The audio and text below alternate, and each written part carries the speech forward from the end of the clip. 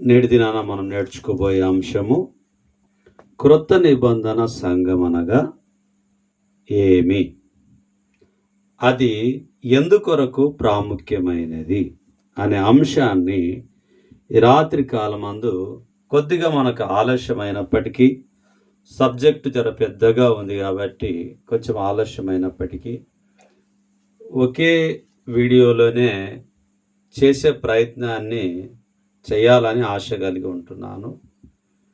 లేదు 2 సబ్జెక్టులుగా అది పెద్దగా అవుతుంది అని అన్నప్పుడు రెండో వీడియోని కూడా దాన్ని కొనసాగింపును చేద్దాం ప్రియులారా.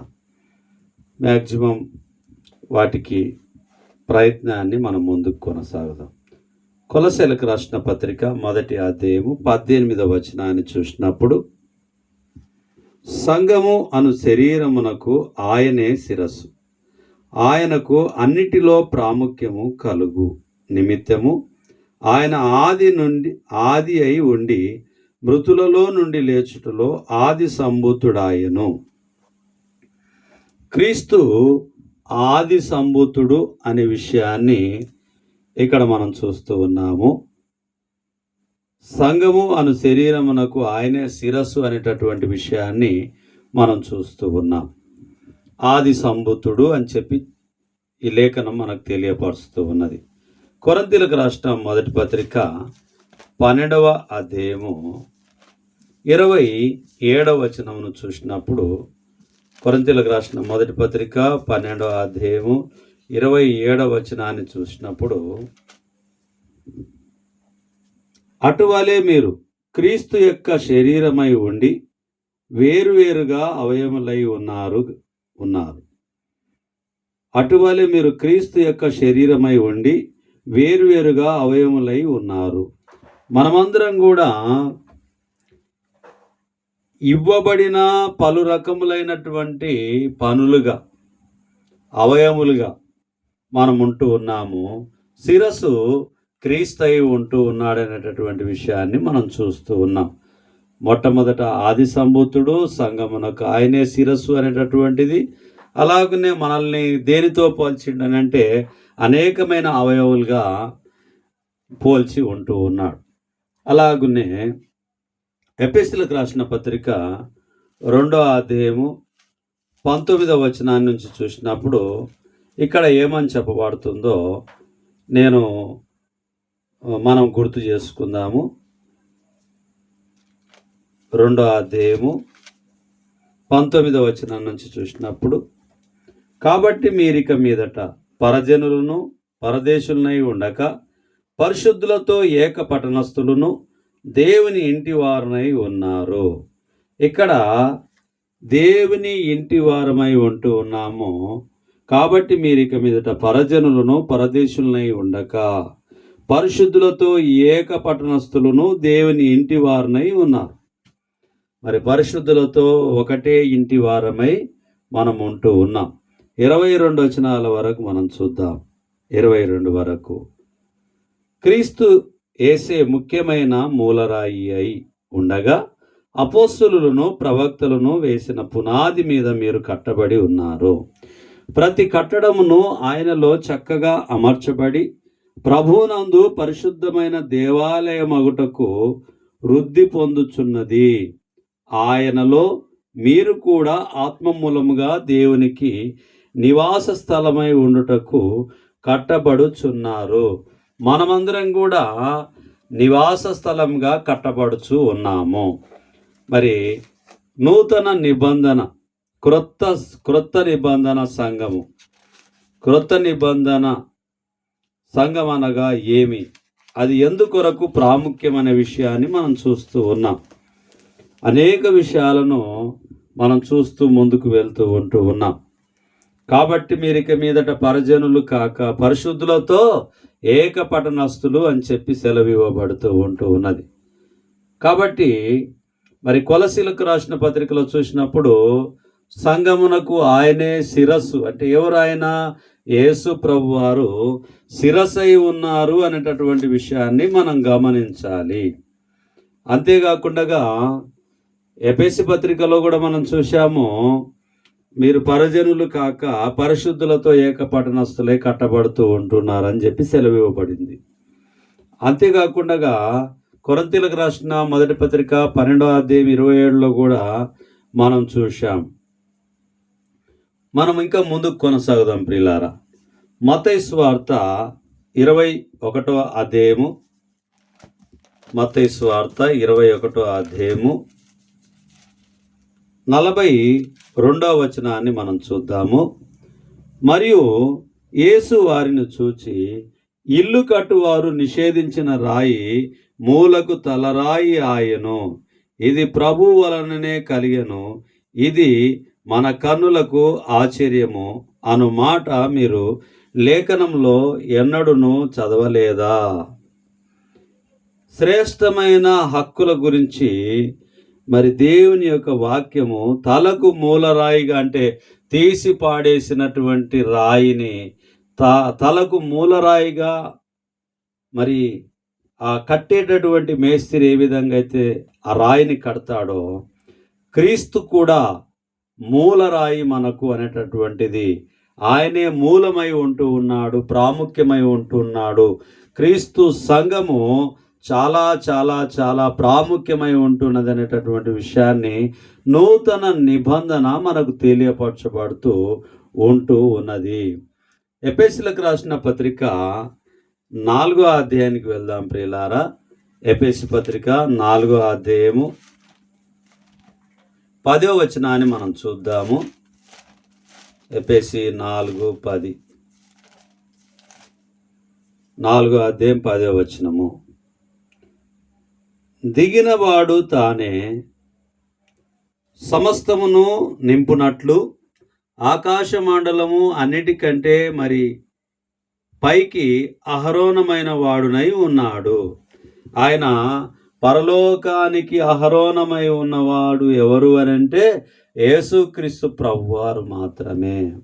ఎవ్వరు కూడా మరణం పొంది సమాధి చేయబడి తిరిగి లేచినటువంటి వారు, ప్రవచనాలు చెప్పబడినటువంటివి యేసు ప్రభు వారి గురించి చాలా చాలా ప్రాముఖ్యంగా ఉంటూ ఉన్నవి అనేటటువంటిది మనం జ్ఞాపకం చేసుకుంటూ ఉన్నాం.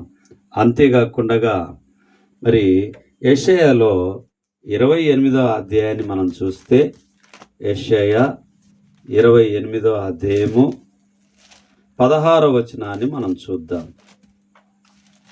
యెషయా 28, 16వ వచనాన్ని మనం చూద్దాం.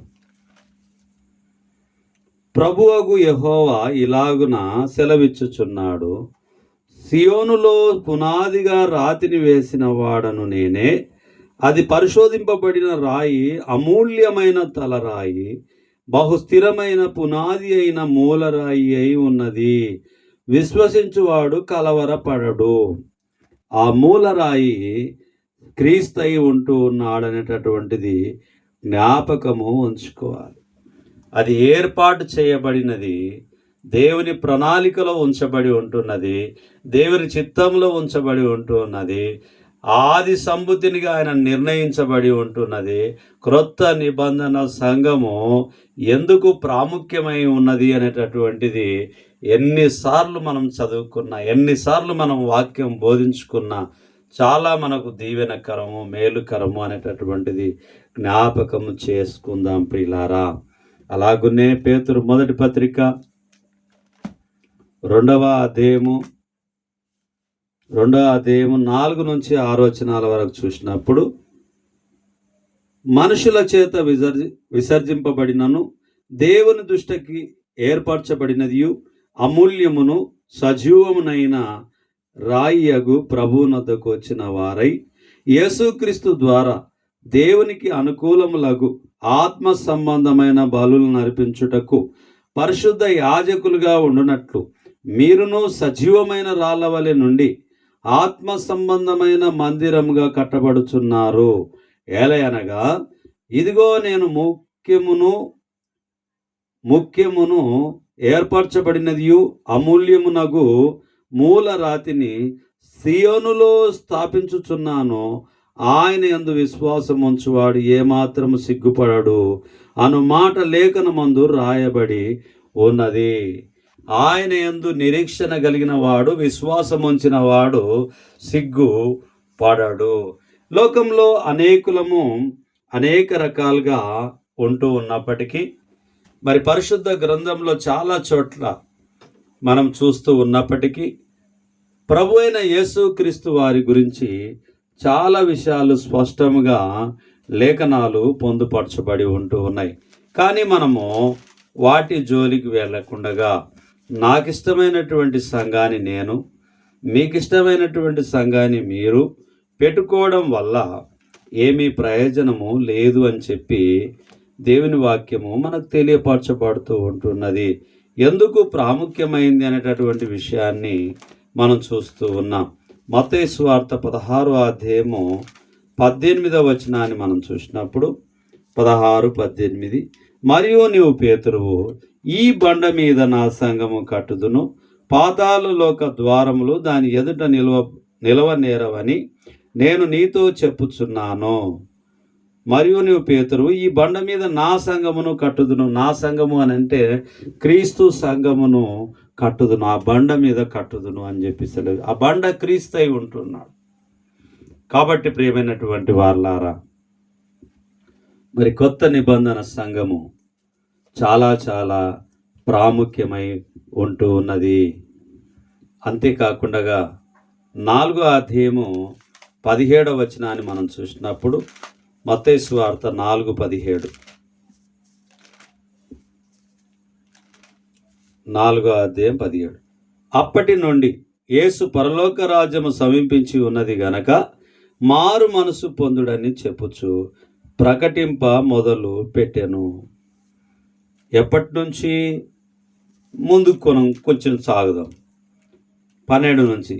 యోహాను చెరపట్టబడినని యేసు విని గలిలయ తిరిగి వెళ్ళి నజరేతును విడిచి జెబులూను, నప్తాలి అను దేశములలో ప్రాంతములలో సముద్ర తీరమందలి కాపెర్నహూమునకు వచ్చి కాపురముండెను.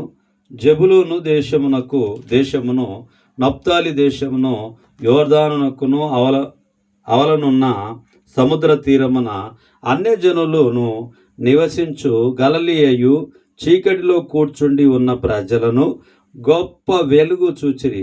మరణ ప్రదేశంలోను మరణ ఛాయలోను కూర్చుండి ఉన్న వారికి వెలుగు ఉదయించినని ప్రవక్త అయిన యెషయా ద్వారా పలకబడినది నెరవేరునట్లు ఇలాగూ జరిగింది. అప్పటి నుండి యేసు పరలోక రాజ్యం సమీపించి ఉన్నది గనక మారు మనసు పొందుడని చెప్పుచు ప్రకటింప మొదలు పెట్టెను. క్రీస్తు బహిరంగ సేవను ప్రారంభించడం గురించి ఇక్కడ మనం చూస్తూ ఉన్నాం. ప్రియులారా, మనము పరలోక రాజ్యము గురించి, పరలోక రాజ్యము సమీపించి ఉన్నది గనక మారు మనసు పొందుడని చెప్పు. మరి ఆ పరలోక రాజ్యం సమీపంగా ఉంటూ ఉన్నది. క్రీస్తు రెండవ రాకడ సమీపంగా ఉంటూ ఉన్నది. మనమందరం మారు మనసు పొంది సిద్ధంగా ఉండమని చెప్పి యోహాను గారు, యేసు ప్రభు వారు, ఇంకా అనేకులు అపోస్తలులు అనేకులు మారు మనసు విషయంలో బోధిస్తూ ప్రకటిస్తూ సువార్త పనిలో పాలిభాగస్తులు అవుతూ ముందుకు కొనసాగుతూ ఉంటూ ఉన్నారు. కాబట్టి మనము ఇంకా నిర్లక్ష్యము చేయకుండా దేవుని వాక్యాన్ని హత్తుకొని పరలోక రాజ్యం సమీపించినది అనేటటువంటి జ్ఞాపకం ఉంచుకొని మరి దేవుని చిత్తాన్ని మనం జరిగించే వారిగా మనం ఉందాం. లూకా సువార్త 9వ అధ్యాయము 6వ వచనాన్ని చూసినప్పుడు, వారు బయలుదేరి అంతటను సువార్త ప్రకటించుచు రోగులను స్వస్థపరచుచు గ్రామములలో సంచారము చేసిరి. మరి 2వ వచనం చూసినప్పుడు, దేవుని రాజ్యమును ప్రకటించుటకును రోగులను స్వస్థపరచుటకును వారిని నంపెను. మరియు ఆయన, మీరు ప్రయాణం కొరకు చేతికర్ర అయినను జాలెనైనను రొట్టెనైనను ఎండినైనను మరి దేనినైనా తీసుకొని పోవద్దు, 2 అంగీలు ఉంచుకొనవద్దు. మీరు ఏ ఇంట ప్రవేశింతురో ఆ ఇంటనే బస చేసి అక్కడ నుండి బయలుదేరుడి. మిమ్మును ఎవరు చేర్చుకొనరో ఆ పట్టణంలో నుండి బయలుదేరినప్పుడు వారి మీద సాక్ష్యంగా ఉండుటకు మీ పాదధూళి దులిపివేయడని వారితో చెప్పాను. వారు బయలుదేరి అంతటను సువార్త ప్రకటించుచు రోగులను స్వస్థపరచుచు గ్రామంలో సంచారము చేసిరి. అవును ప్రియమైనటువంటి వారులారా, మరి అపోస్తలులు మరి దేవుని యొక్క వాక్యాన్ని అందించడం కొరకు ఈ లేఖనం 9వ అధ్యాయం చూస్తే క్రీస్తు అపోస్తలులను పంపుట గురించి, అపోస్తలులు ప్రకటించుట గురించి మరి లేఖనము గుర్తు చేయబడుతూ ఉన్నది. మార్కు సువార్త 6వ అధ్యాయానికి వెళ్ళినప్పుడు 6:13 వచనాన్ని చూద్దాం. 6వ అధ్యాయం 13. మీరు నియమించిన మీ పారంపర్యాచారము వలన దేవుని వాక్యం నిరార్థకము చేయుదురు.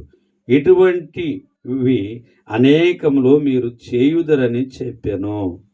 నిజమే ప్రియులారా, వాక్యమును నిరార్థకం చేయడానికి చాలామంది భూమి మీద ఉంటూ ఉన్నారు. వారికి దేవుడిచ్చినటువంటి జ్ఞానాన్ని భ్రష్ట జ్ఞానంగా వారు అనుభవిస్తూ ఉంటూ ఉన్నారు. వారి జీవన విధానం కొరకు ప్రజలకు ఏదైతే ఇష్టమైతే దాన్ని అందిస్తూ ఉన్నారు. కానీ దేవుని వాక్యం చెప్తూ ఉన్నది, ప్రజలకు ఇష్టమైనది కాదు నాయనా, తండ్రి చిత్తము నెరవేర్చడానికి కుమారుడు వచ్చాడు. మన సహవాసం అయితే తండ్రితోనూ కుమారునితోటి ఉన్నది కాబట్టి వాక్యం ఏమైతే చెప్తుందో దానిలో ముందుకు కొనసాగమని చెప్పి దేవుని వాక్యం మనకు గుర్తు చేయబడుతూ ఉంటూ ఉన్నది. కాబట్టి క్రొత్త నిబంధన సంఘము ఎందుకు ప్రాముఖ్యమైనది అనేటటువంటిది మనం చూస్తూ ఉన్నాం. లూకా సువార్త 24వ అధ్యాయానికి వెళ్దాం ప్రియులారా. లూకా సువార్త 24వ అధ్యాయము 49వ వచనాన్ని చూద్దాం. ఇదిగో నా తండ్రి వాగ్దానం చేసినది మీ మీదికి పంపుచున్నాను. మీరు పైనుండి శక్తి పొందు వరకు పట్టణంలో నిలిచి ఉండుడని వారితో చెప్పాను. మరి 46, క్రీస్తు శ్రమపడి 3వ దినమున మృతులలో నుండి లేచుననియు యెరూషలేమును మొదలుకొని సమస్త జనములలో ఆయన పేరట మారు మనసును పాప క్షమాపణయు ప్రకటింపబడుననియు రాయబడి ఉన్నది. ఈ సంగతులకు మీరే సాక్షులు. అవును ప్రియమైనటువంటి వారులారా, ఎందుకు అనంటే దీనికి మనమే సాక్షులము. ఆనాడు అపోస్తలులు సాక్షులై ఉంటున్నారు. ఇప్పుడు వాక్యాన్ని మనము కూడా సాక్షులుగా ప్రకటించేటటువంటి వారిగా మనం ఉంటూ ఉన్నాము. వినేవారిగా, చెప్పేవారిగా, బోధన అనుసరించే వారిగా, దేవుని చిత్తాన్ని జరిగించే వారిగా మనం ఉండాలని చెప్పి దేవుని వాక్యం మనకు గుర్తు చేస్తూనే ఉంటూ ఉన్నది. అపోస్తల కార్యం 2వ అధ్యాయము మొదటి 4వ వచనం నుంచి మొదటి వచనం నుంచి కొన్ని వచనాలు మనం చూద్దాం. పెంతెకోస్తు పండుగ దినము వచ్చినప్పుడు అందరూ ఒక చోట కూడి ఉండిరి. అప్పుడు ఏగముగా వీచు బలమైన గాలి వంటి యొక్క ధ్వని ఆకాశం నుండి అకస్మాత్తుగా వారు కూర్చుండి ఉన్న ఇల్లంతయు నిండెను. మరియు అగ్ని జ్వాలల వంటి నాలుకలు విభజింపబడినట్టుగా వారికి కనబడి వారిలో ఒక్కొక్కని మీద వాలగా అందరూ పరిశుద్ధాత్మతో నిండిన వారై ఆత్మ వారికి వాక్కు శక్తి అనుగ్రహించిన కొలది అన్య భాషలతో మాట్లాడసాగిరి. ఒక భాషతో మాట్లాడినప్పుడు వారి భాషలనే వారు మాట్లాడినప్పుడు అక్కడున్న ప్రజలకందరికీ కూడా వారి భాషల్లో వారికి అర్థమైంది.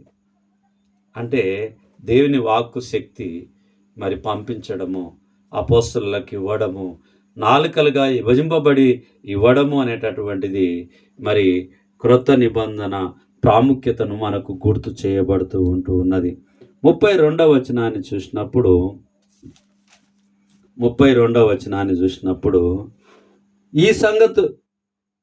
ఈ యేసును దేవుడు లేపెను, దీనికి మేమందరము సాక్షులం. 33. కాగా ఆయన దేవుని కుడిపార్శ్వమునకు హెచ్చింపబడి పరిశుద్ధాత్మను గురించిన వాగ్దానమును తండ్రి వలన పొంది మీరు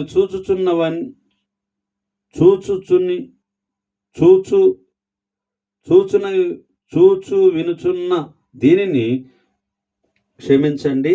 వాగ్దానము తండ్రి వలన పొంది మీరు చూచుచు వినుచున్న దీనిని కుమ్మరించి ఉన్నాడు. మరి మనం చూస్తున్నది, మరి వినుచున్నది కుమ్మరింపబడి ఉంటున్నది అనేటటువంటిది దేవుని వాక్యం మనకు గుర్తు చేయబడుతూ ఉంటూ ఉన్నది. యోహాను సువార్త 14వ అధ్యాయము 17వ వచనాన్ని మనం చూసినప్పుడు, లోకము ఆయనను చూడదు, ఆయనను ఎరగదు గనక ఆయనను పొందనేరదు.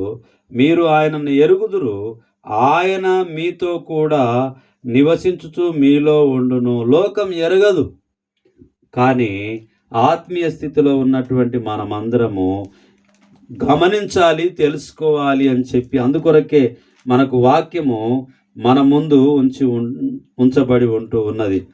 అలాగనే 7వ అధ్యాయము 37వ వచనం నుంచి 39 వరకు చూద్దాం ప్రియులారా. ఆ పండుగలలో మహాదినమైన అంత్యదినమున యేసు నిలిచి, ఎవడైనను దప్పిగొనిన ఎడల నా యొద్దకు వచ్చి దప్పి తీర్చుకొనవలెను. నా యందు విశ్వాసముంచువాడెవడో లేఖనము చెప్పినట్టు వాని కడుపులో నుండి జీవజల నదులు పారునని బిగ్గరగా చెప్పాను. తన యందు విశ్వాసముంచువారు పొందబో ఆత్మను గురించి ఆయన ఈ మాట చెప్పారు. యేసు ఇంకను మహిమపరచబడలేదు గనక ఆత్మ ఇంకను అనుగ్రహింపబడి ఉండలేదు అని చెప్పి ఈ లేఖనము మనకు 44 వరకు చూద్దాం. క్రీస్తు 41. మరియు కొందరు ఈయన క్రీస్తే అనిరి, మరికొందరు ఏమి క్రీస్తు గలిలయ నుండి వచ్చునా?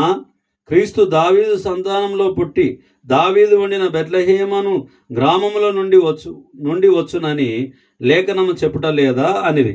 కాబట్టి ఆయనను గురించి జన సమూహంలో భేదము పుట్టెను. వారిలో కొందరు ఆయనను పట్టుకొనదలచిరి గాని ఎవడునూ ఆయనను పట్టుకొనలేదు. అవును ప్రియమైనటువంటి వారలారా, మరి దేవుని వాక్యము వారు ప్రశ్నించినటువంటి, అంటే వారి ఆలోచన కరెక్టే, దావీదు వంశంలోకి వెళ్ళి పుడతాడనేటటువంటిది వాస్తవమే. అలాగనే యేసు ప్రభు వారు పుట్టినటువంటి మరి ఆ చిన్న గ్రామమైనటువంటి బెత్లెహేంలో పుడతాడనేటటువంటిది నిజమే. కానీ ఆయన పుట్టాడు, పెరిగి పెద్దవాడయ్యాడు, దేవుని వాక్యాన్ని వర్తమానాన్ని అందిస్తూ ఉన్నాడు, గలిలయ నుంచి వస్తూ ఉన్నాడు, జబులూన్ నుంచి వస్తూ ఉన్నాడు, నప్తాలి నుంచి వస్తూ ఉన్నాడు అనేటటువంటి విషయాన్ని వారు గ్రహించలేకపోయారు. ఎందుకంటే ఆయనను వారు గ్రహించేటటువంటి జ్ఞానము వారికి లేకుండా పోయింది. మత్తయి సువార్త 28వ అధ్యాయానికి వెళ్దాం ప్రియులారా. 28వ అధ్యాయము 19వ వచనాన్ని చూద్దాము. మత్తయి సువార్త 28:19.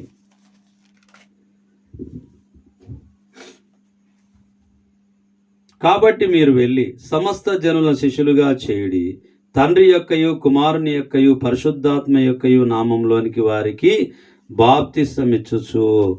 తండ్రి యొక్క, కుమారుని యొక్క, పరిశుద్ధాత్మ యొక్క నామంలో వారికి బాప్తిసము ఇయ్యమని ఆజ్ఞ ఇవ్వడము జరిగింది.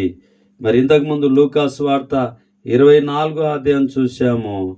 తండ్రి వాగ్దానం చేసిన పరిశుద్ధాత్మ బాప్తిసం గురించి అక్కడ రాయబడి ఉంటున్నది. మరి పొందడము చాలా ప్రాముఖ్యమై ఉంటూ ఉన్నది.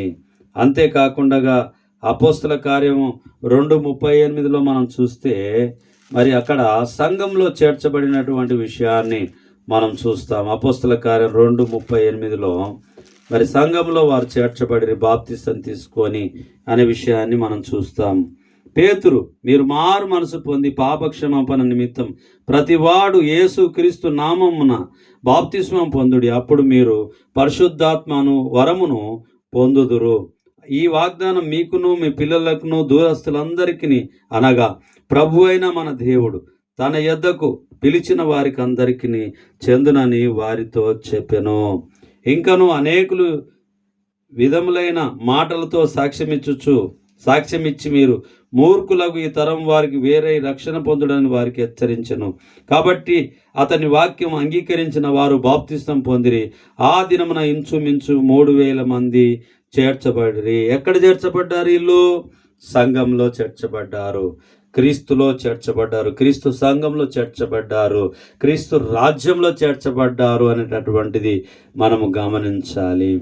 అలాగునే కొరింథీయులకు రాసిన మొదటి పత్రిక 12వ అధ్యాయము 13వ వచనాన్ని చూస్తే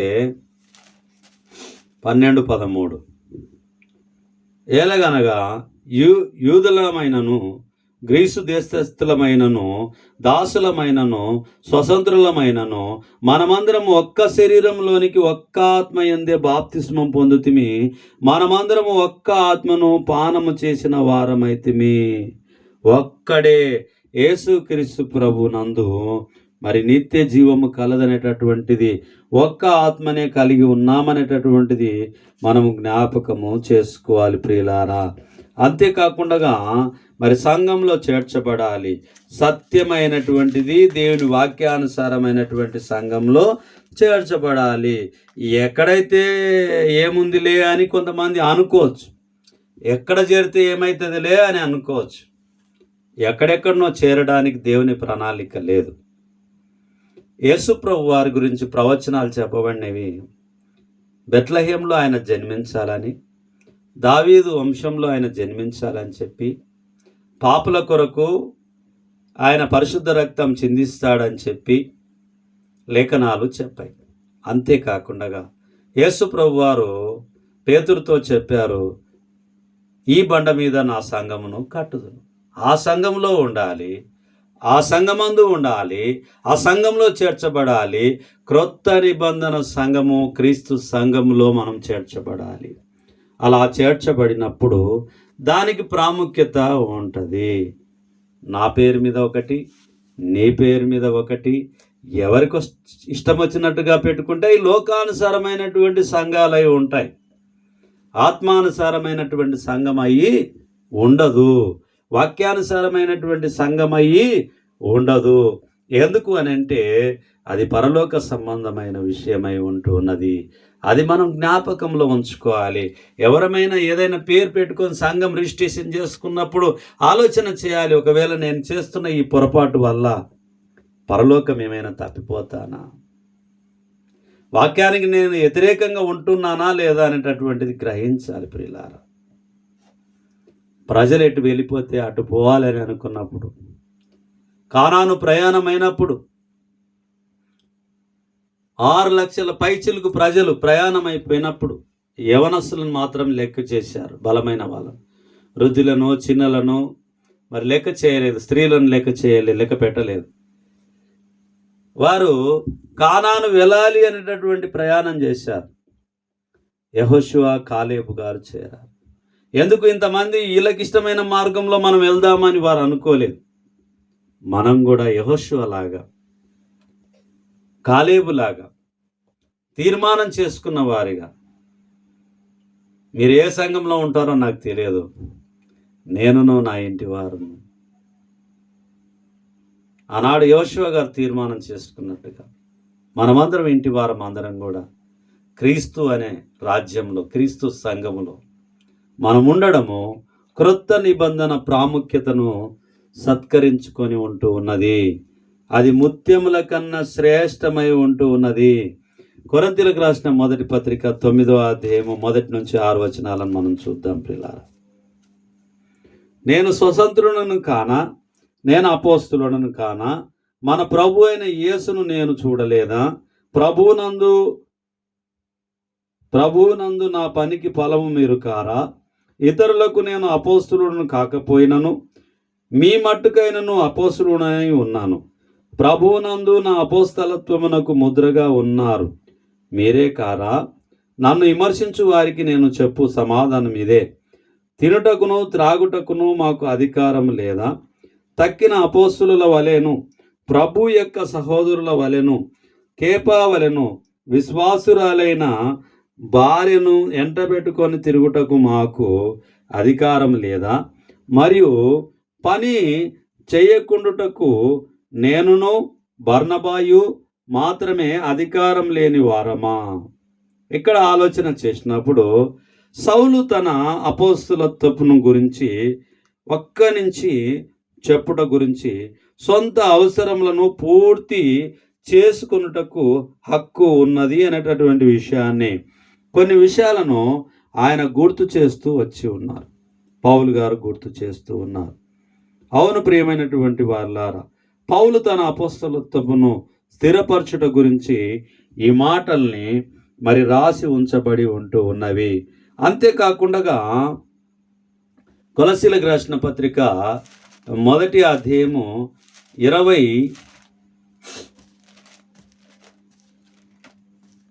28వ వచనాన్ని మనం చూసినప్పుడు, ప్రతి మనుషుని క్రీస్తునందు సంపూర్ణునిగా చేసి ఆయన ఎదుట నిలవబెట్టవలనని సమస్త విధములైన జ్ఞానముతో మేము ప్రతి మనుషునికి బుద్ధి చెప్పుచు, ప్రతి మనుషునికి బోధించుచు ఆయనను ప్రకటించుచున్నాము.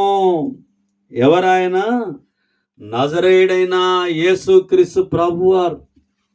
ప్రవచనాలు ఎవరి గురించి అయితే చెప్పబడ్డవో ఆయనను గురించి ప్రకటిస్తూ ఉన్నాం. ఎవరి వంశంలో ఆయన పుడతాడనేటటువంటి లేఖనాలు చెప్పబడ్డాయో ఆయనను గురించి ప్రకటిస్తూ,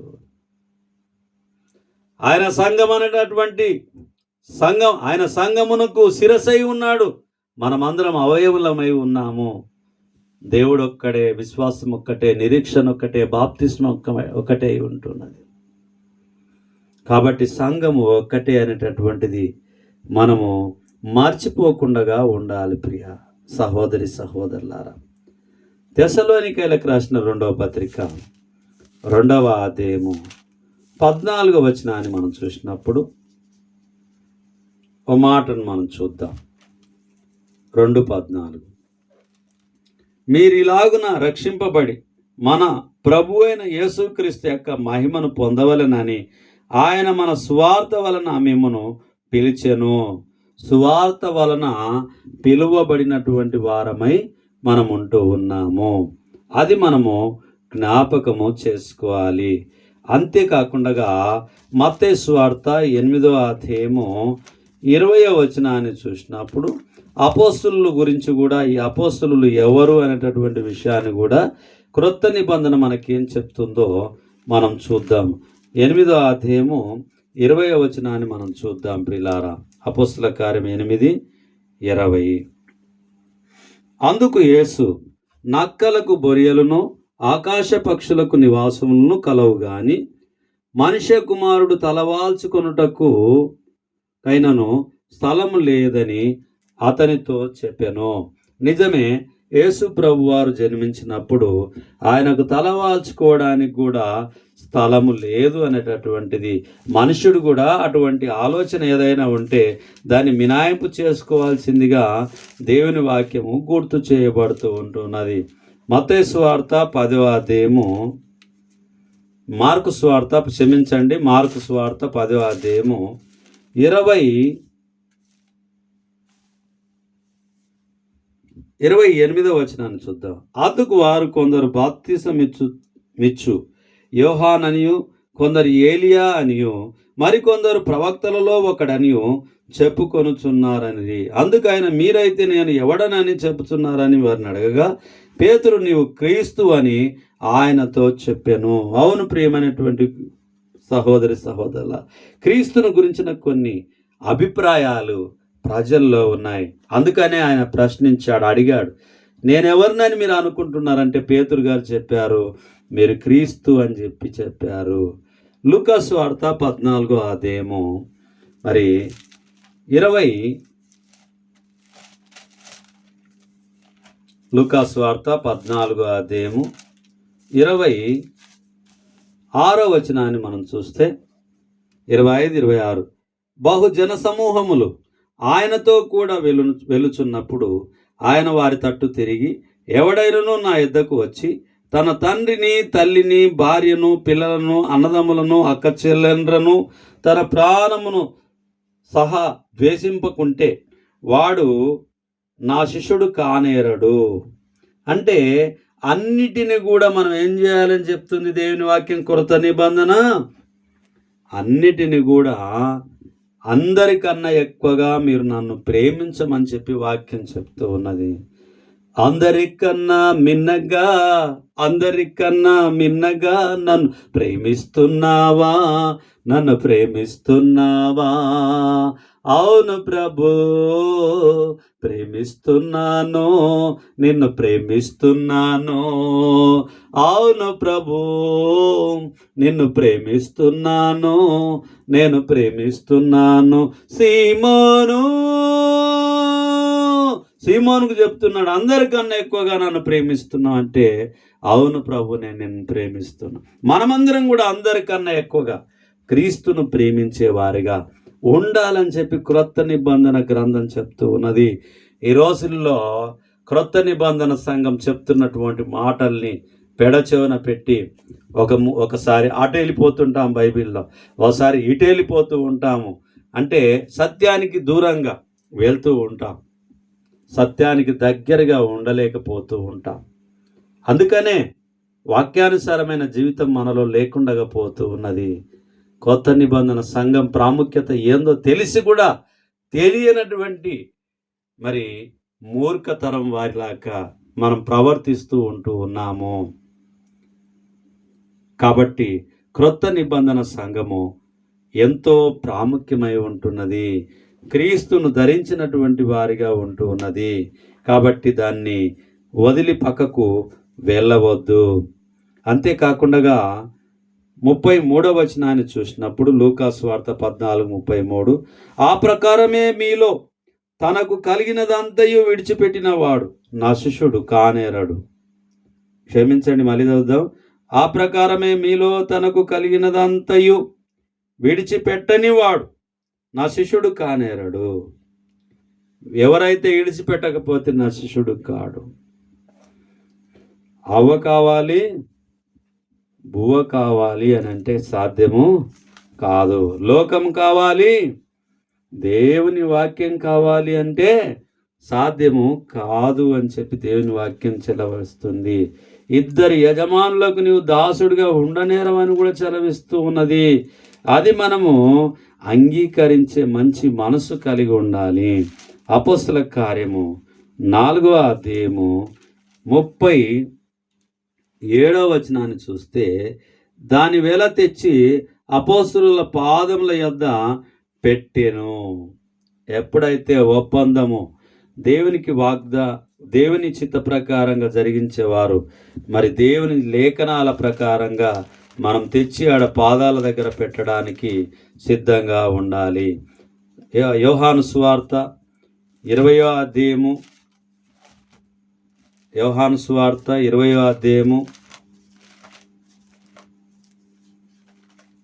21వ వచనాన్ని చూద్దాం.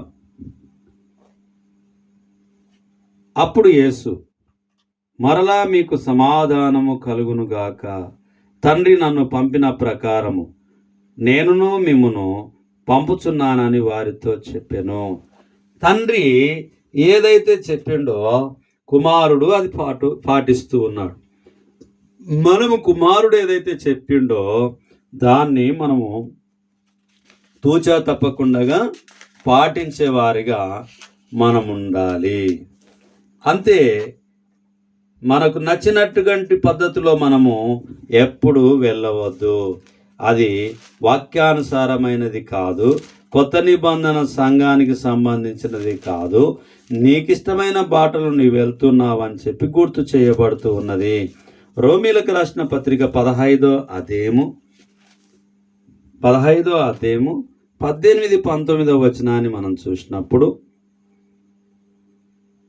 ఏలగనగా అన్యజనులు విధేయులగునట్లు వాక్యం చేతను క్రియ చేతను గురుతుల బలము చేతను మహత్కార్యముల బలము చేతను పరిశుద్ధాత్మ బలము చేతను క్రీస్తు నా ద్వారా చేయించిన వాటిని గురించియే గాని మరి దేనిని గురించి మాటలాడ తెగింపను. కాబట్టి యెరూషలేము మొదలుకొని చుట్టుపట్లనున్న ప్రదేశములందు ఇల్లరికు ప్రాంతం వరకు క్రీస్తు సువార్తను సంపూర్ణముగా ప్రకటించి ఉన్నాను.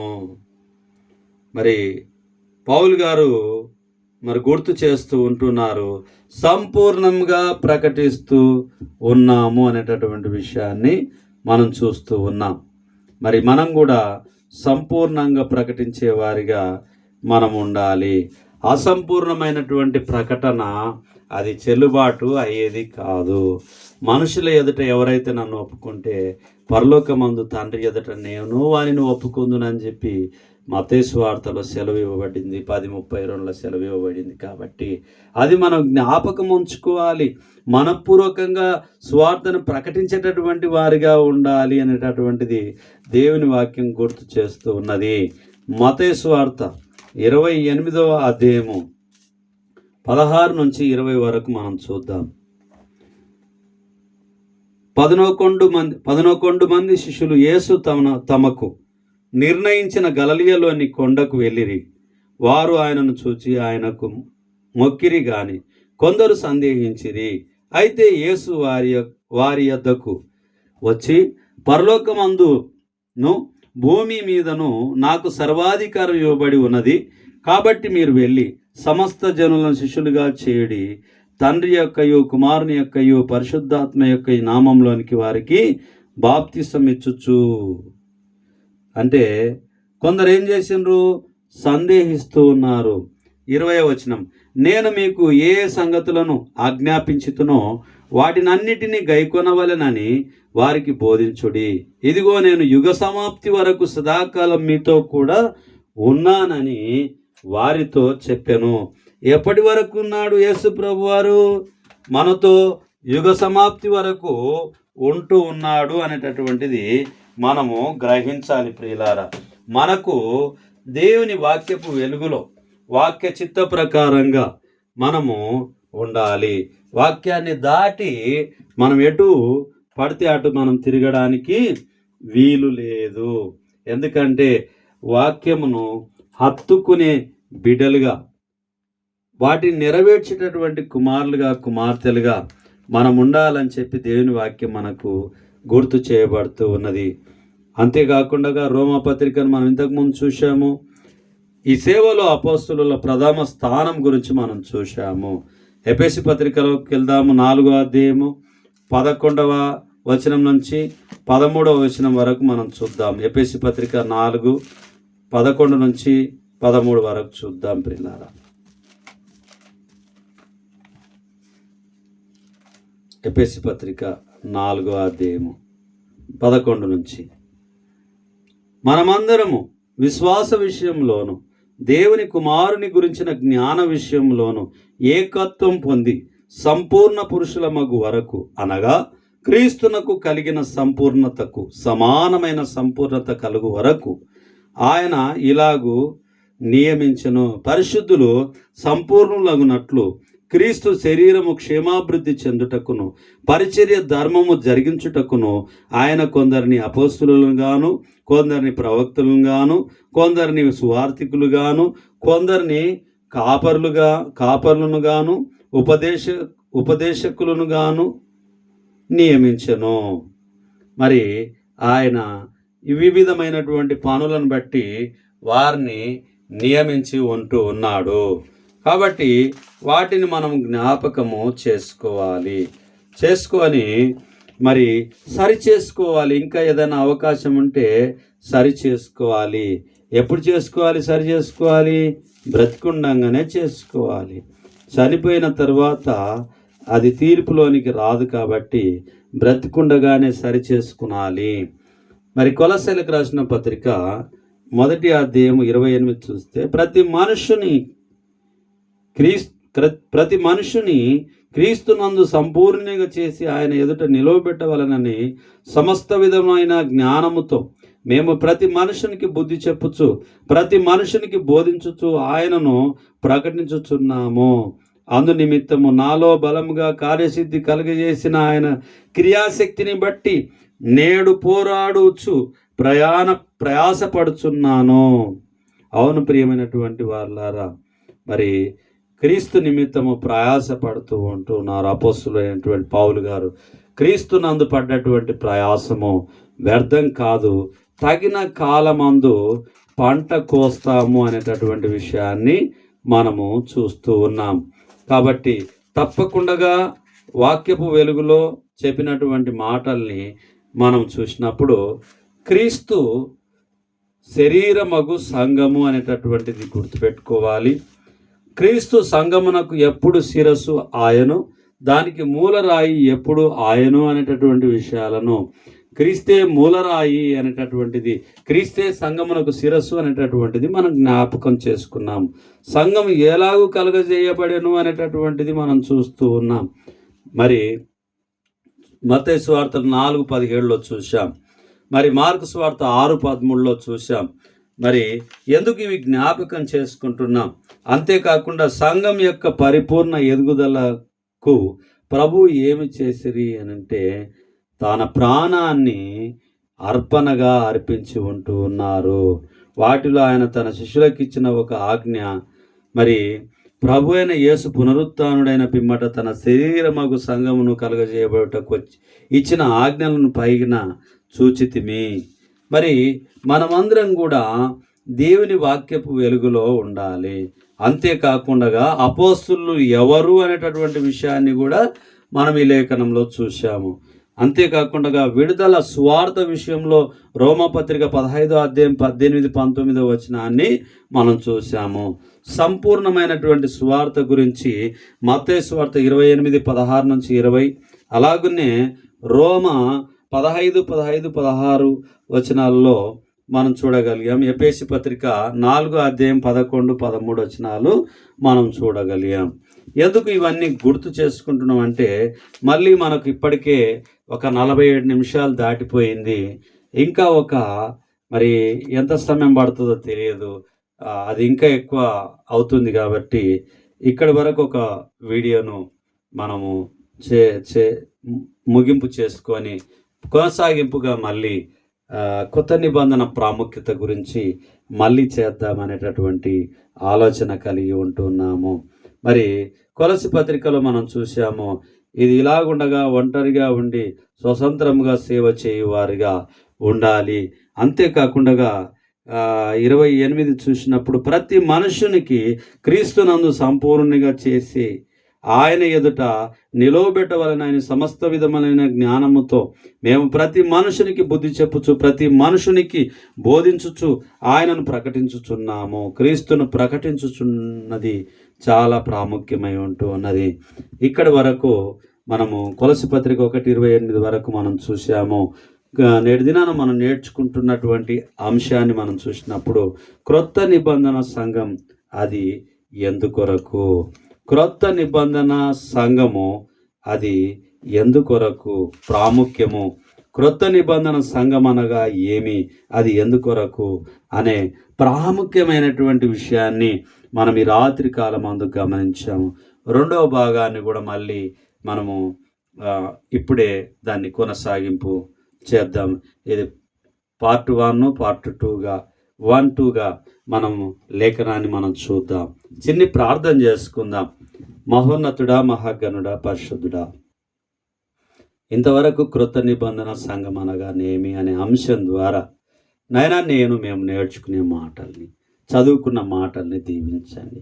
నైనా ఈ 48 నిమిషాల పెద్ద వీడియో, 48 నిమిషాలకు పైగా 50 నిమిషాల లోపుగా ఉన్నటువంటి వీడియోను చూసినటువంటి ప్రియ సహోదరి సహోదరులందరినీ దీవించి ఆశీర్వదించి నైనా మీరు ఇవ్వబోయేటటువంటి గొప్ప ప్రతిఫలాన్ని మాకందరికి మీరు అనుగ్రహించి మీరు మహిమ పొందమని యేసు నామములో ప్రార్థించుచున్నాము తండ్రి. ఆమేన్, ఆమేన్.